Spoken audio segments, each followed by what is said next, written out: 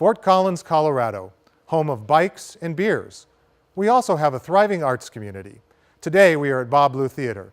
I'm Lenny Scovel, and this is Stages.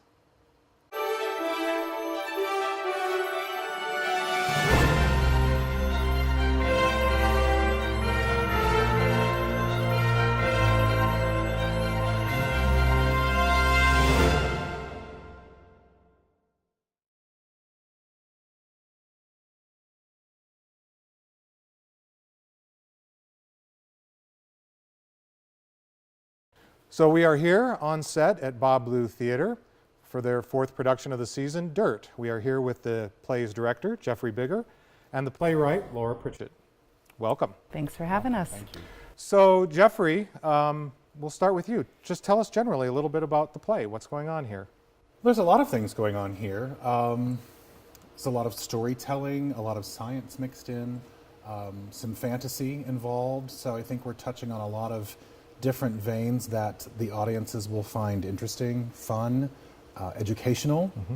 So there's something for everyone in Dirt. And tell me a little bit about the plot. I take it, and correct me if I'm wrong, but it's sort of a non-linear, it's a non-traditional narrative that's going on in this? Correct. It's sort of a post-apocalyptic world, look at what the world could happen if we don't wake up and figure out how to take care of Mother Earth a little bit better. Mm-hmm. So we've got a couple of young preppers who'd gone under 20 years ago. They've found themselves in a different situation. It's time to go up and to sort of take care and see what's happened and how we can start again. Mm-hmm. And so there are many different avenues that we take. Like I said, there's some fantasy involved, there's science, so a lot of things going on. Do we follow a through narrative, though, with some of these characters? We do. We see a beginning, middle, and an end with Estella, the lead in the show. So we see her where she begins and where she ends. Mm-hmm. So you do have a full through line with her. Absolutely. And Laura, this is a departure for you, isn't it? You're used to writing novels. Why a play, or maybe more specifically, when you decided to write about Dirt, what suggested that maybe it should be a play instead of a novel? It'd be hard to I do love writing novels, and that's traditionally what I do, but I couldn't figure out a plot for a nematode and a bacteria. I just couldn't do it. No, I thought, and it was a brainstorming type of session where the idea bloomed, and I can't take full credit for that. And Wendy Ishii stepped in and fostered the idea. So many people came in and helped. But the idea was that I don't think human beings can appreciate what they can't see, literally. Like what our eyes cannot take in, we can't take care of. And so if we can't see the amazing web of bacteria and fungi and nematodes down below us, we don't really appreciate it or take care of it. So what better way to do that than have them dancing on stage and to bring them to our visual senses in a way that will make us forever look at dirt in a different kind of way. So to me, it had to be something visual. I wasn't sure a novel would do it. Mm-hmm. And was there a particular event, or I mean, what sparked you to write this? I do a lot of science writing. I'm really always interested in that intersection of trying to bring the plethora, the amazing knowledge we have about the world of science into a more general public sphere. And so I had written an essay about soil and the bacteria in the soil and relating it to our gut bacteria, because they're very related and we have to have a healthy set of bacteria in our own systems to be healthy. And so I had written that and for a magazine. It got published in High Country News and some other places. And some folks read it and really I think it came from that. They said, why don't you write a play about all this science? And I laughed. I was like, a play about gut bacteria? Sure. It'll be a real knee slapper, right? Yeah.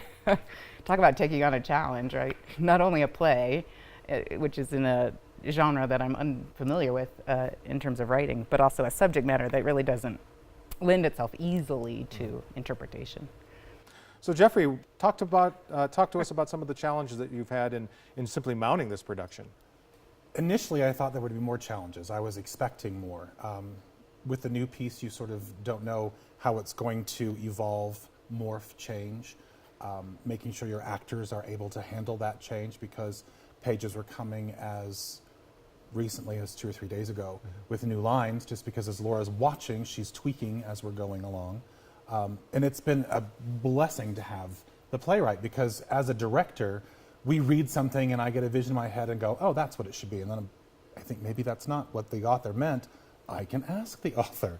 And so it was really sort of a collaboration. And what I thought would be difficult has actually been one of the best things. And it's also allowed me to meet an amazing individual with just an incredible background. She's changed my view of the world with her writing.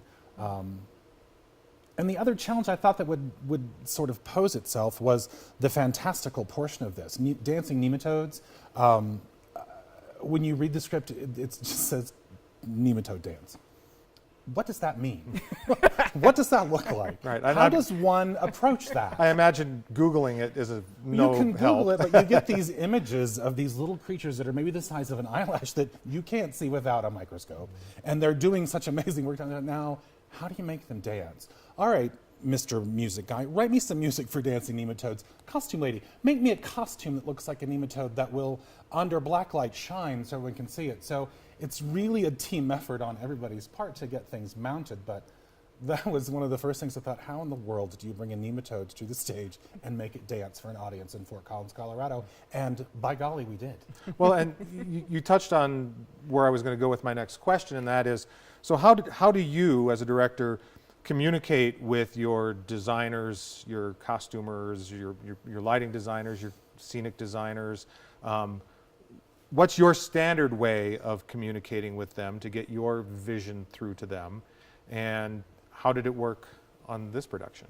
Typically in the past, I just moved to Fort Collins a year ago from Atlanta, Georgia, and I was the artistic director for a theater there for 20 years. I directed many shows, and I tended to shoulder a lot of the responsibility and work myself.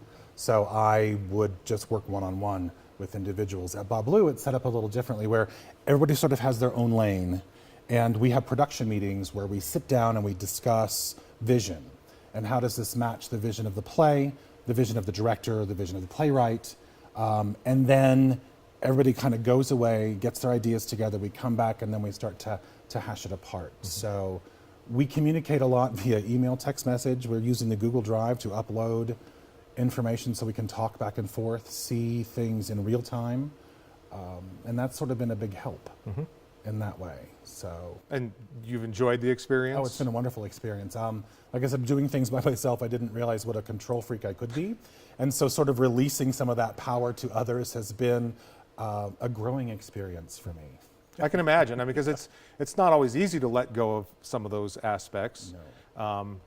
But it also must be a great relief that you don't have to go home and stay up till 3 in the morning sewing costumes, for instance. Yeah. Well, and there's such a talented group of people at Bas Bleu. I mean, you couldn't ask for a better production team across the board, from lights to sound to sets to costumes. It's just been amazing. The stage manager I have that's really running everything is incredible. So I've been very blessed with the talent that surrounds me and makes me look really good, and I'm not really doing that much. So Laura, how He is.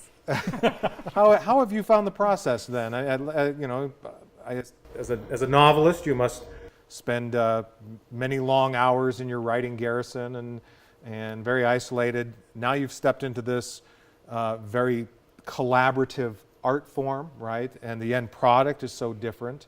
Tell us about what you've learned, what you've observed. What have you enjoyed in the process? I'm an extreme introvert, and I spend a lot of time by myself, and so this has really been a challenge and a joy to get out of my office and into here with lots of things going on and people talking and sharing, and that's a challenge for me in a really good way. I mean, it's added to my life in a number of ways, and one of those is kind of letting go of control, because I'm used to working with it's my own novel, and I work with an editor and an agent, but end of the day, what goes out in the world is something that I had final say on. And it's been fun to watch myself say, well, that's not quite how I had it pictured, and then say, you know what, good, this is different. This is somebody else's vision, and it's great. And has it been a a challenge? I've got to assume that it's been something of a learning experience. Hearing dialogue, right? There's a difference between writing dialogue on a page that somebody's going to read and they're going to put their own spin on what that dialogue sounds like. But writing dialogue for the stage has got to be a little bit different than it is in a novel. How has that adjustment been for you? You know, when I teach writing, I talk about the importance of dialogue is never what we say in real life. It's what we say in real life better and shaped and formed and with clarity and wisdom and great zinger lines. And so in that regard, it's very similar. The trick for me is that I had to learn, and Jeffrey's really helped me learn this, is that people on the stage cannot just be standing around giving soliloquies all the time, nor can they be ruminating internally constantly. And so to have them in action, not only in action, but action that's meaningful. And I never really had to write dialogue that was so dependent on the action being essential to what was being verbalized, you know. Right. So it really got linked in a way that was new to me, and I kept revising and revising and was still revising. I wonder if did you find in the early stages that you'd maybe written too much? Because I know that in theater, there's a real emphasis on an efficiency of language, right? You have to get right to the core of what a character's feeling and thinking. And oftentimes in theater, what's not being said is almost as equally as important as what is being said. And did that have to color the way that you approached this work at all? I'm very conscientious about taking up other people's time, and I always feel very much like tightness is essential to good art. And that's why my novels are on the short side. I don't write big, sprawling novels. I write tight, compact novels because I prefer tightness. But when I was writing the play, I had no idea how it was going to translate, you know, how many pages per minute on the stage. And so I really needed to just come to a lot of rehearsals and say, oh, that scene's taking way longer than I thought it would, or, and also hearing the repetition of it, you know, like trying to cut back on repetition. There's just less space, there's less leeway, less room for mistake on the stage. You can't meander around for too long.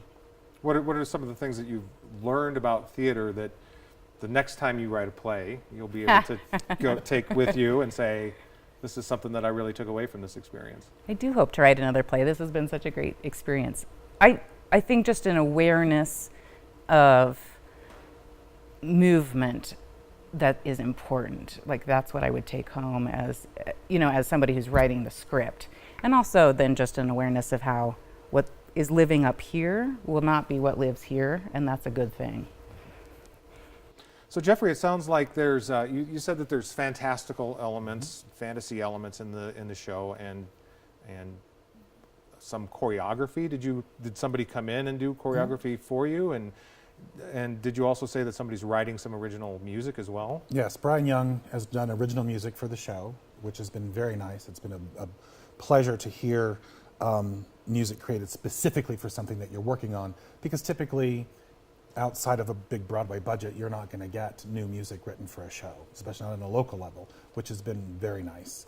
So it's written specifically for this. We've had Frances Lister is here doing our choreography, who is amazing.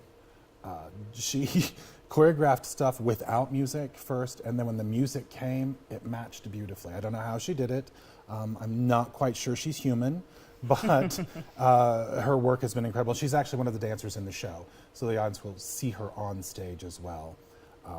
So that's been very exciting to have those individuals involved, because typically with a stage play or a straight show, you're not getting the musical element. And with this, we did. So we've kind of been able to bridge both worlds a bit, which is nice. And I'm under the impression that most of the actors play multiple roles in the show?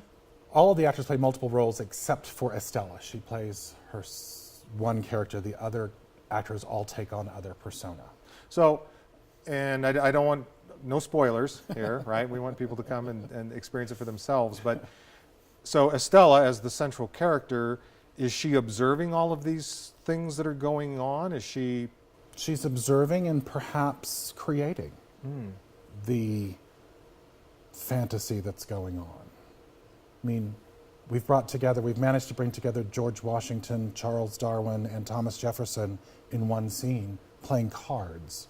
So how does one do that? You put them around a table and you see what happens.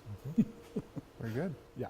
It's been fun. I just wanted to add something. We were talking about differences of things in writing for a play. It's been fun for me to watch Laura watch her work come to life. Because there are many times where I'll be sitting in the audience, but I'll be watching her response to the work on stage. And there have been times when she's teared up, because I think that as a writer, when you're sitting in your room and you're hunkered down with your paper and your pen or computer,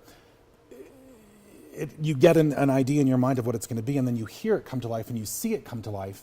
And then last night we added in costumes and music, and everything sort of came together in one fell swoop last night, and it's been fun for me to watch her experience her work. And opening night There have been some tears. Opening night is this Saturday? This Saturday, correct. We have a couple of previews coming up Thursday and Friday for the community, and then we open officially on Saturday. And we run through May 5th, 6th, the first weekend in May. Gotcha. Well, can I say one fun thing Yes, about please. him? Yes. I'm not sure everyone knows this, but he's a sign language interpreter. And one of the most endearing things about him is watching him sign as he talks. You do. And Doing it's so very well not to do it here. So definitely it's really fun to watch. But actually, I think that's really an interesting element to be added to directing. I think his relationship with language is really, I don't know quite how to say it, it's very tight and condensed and focused, because you've spent your career signing and getting to the essential the essence of meaning, what people are trying to convey, and you're having to get it across. And so I think that's a really fascinating thing for me to observe in your work, is how you bring that to this role. It's been fun. So, Laura, as the playwright, what's the main takeaway that you want audiences? What do you want them to leave the theater feeling or thinking or knowing that they didn't before they came in? Several things, but the most important is there are 6 inches of material that save us from oblivion. And I say that seriously, literally. And if we don't take care of that and appreciate the mystery and the complexity that goes on down there, we will die. And I think it's worth loving. Jeffrey, how about you? What do you want the audience to take away? I want to echo that. I just would like for people that come in and see the show to walk away with an awareness that they didn't have when they walked in about what they're standing on every day and how precious that is. And without that, we don't get to stand on this blue spinning orb that goes around the sun. And it's critical, and it's becoming more and more critical every day. And we need to be aware of it, and we need to cherish it and maintain it and do everything we can to continue to bolster it up for the next generation, because we've been lucky enough to have it, but if it's all damaged, what happens in 40, 50, 60 years? Everybody's going to be living in one of these bunkers, and it's not going to be with an audience watching them. Just that. Exactly. Well, Jeffrey Bigger, Laura Pritchett, thank you for joining us on stages today. Your play's running April, what is this Saturday? April 7th through May 5th, 6th, 7th. 6th, 7th. The next month. First weekend in May. Yes, very good. Thank Well, we look you. forward to Dirt opening here at Bas Bleu Theatre. Thank you. Thank you.